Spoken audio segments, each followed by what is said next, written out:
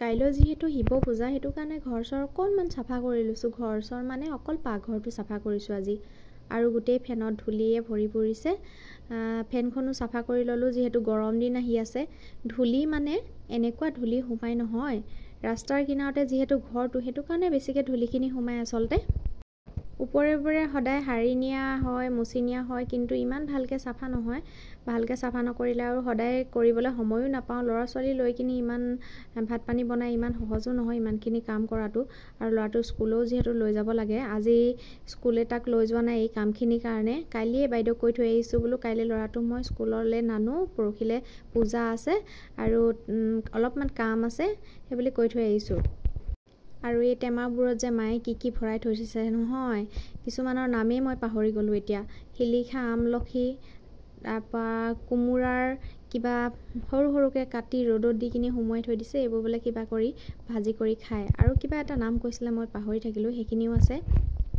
মুঠতে জাব্ৰাং চাব্ৰাং চব আৰু মায়ে টেমাত ভৰাই থৈ দিয়ে, খাৰৰ পৰা আদি কৰি সকলো বস্তু। আৰু যিহেতু কেতিয়াবা খাৰ চাৰ খোৱাও হয়, সেইটো কাৰণে বাৰু ভালেই হয় খাৰ চাৰ থৈ দিলে। মই আকৌ মাটি দালিত খাৰ দি বহুত ভাল পাওঁ দেই খাই। কোমোৰাটো খাৰ দি খায় মানুহে, আৰু ময়ো এদিন খাইছিলোঁ, ভালেই লাগিলে বাৰু।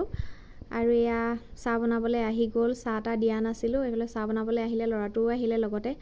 তাৰপিছতে মই সুধিছোঁ মাক আচলতে এইবোৰ কি বস্তু, মায়ে কৈছে আৰু কি হয়, কিন্তু মই এতিয়া নামখিনি পাহৰি থাকিলোঁ।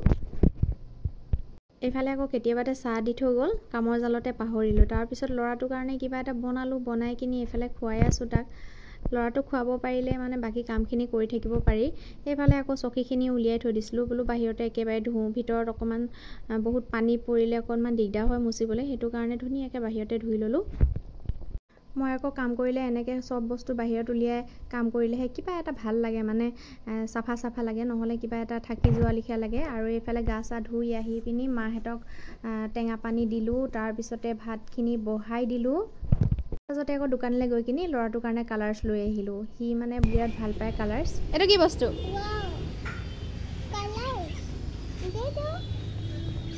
যোৱা বহাগে যোৱা, সেইটোতে বহাগে যোৱা।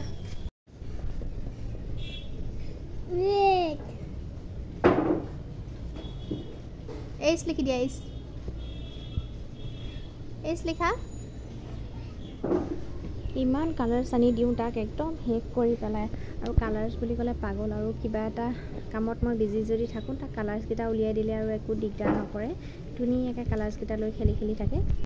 এইখিনি শাক পাচলিৰ বাকলি আমি এনেকৈ ৰাখি যাওঁ, যাতে পিছত সাৰ হ'লে ধুনীয়াকৈ ফুল আৰু শাকত দিব পাৰোঁ। আপোনালোকে এনেকৈ ৰাখি যাবচোন, পেলাই দিয়াতকৈ ধুনীয়া সাৰ হয়। আৰু এতিয়া মই ওলাইছোঁ এইখন মোৰ বসন্তীখন লৈ কিনি কাটিঙৰ ক্লাছত। আৰু কালিও যোৱা নাই, কাইলৈও যোৱা নহ'ব, সেইটো কাৰণে ওলাইছোঁ। গাটো ইমান ঠিক লগা নাই, দেৰিও হৈ গ'ল, কিন্তু যাওঁ আৰু সদায় নগ'লে বেয়া। আৰু দিনবোৰো এনেকৈ গৈ আছে, আৰু এখন লৈয়ে সুবিধা পাওঁ যাবলৈ, সেইটো কাৰণে চাইকেলখন লৈ ওলাইছোঁ। আৰু আজি ভিডিঅ'টো ইমানলৈকে আছিলে, আজিলৈ বাই বাই।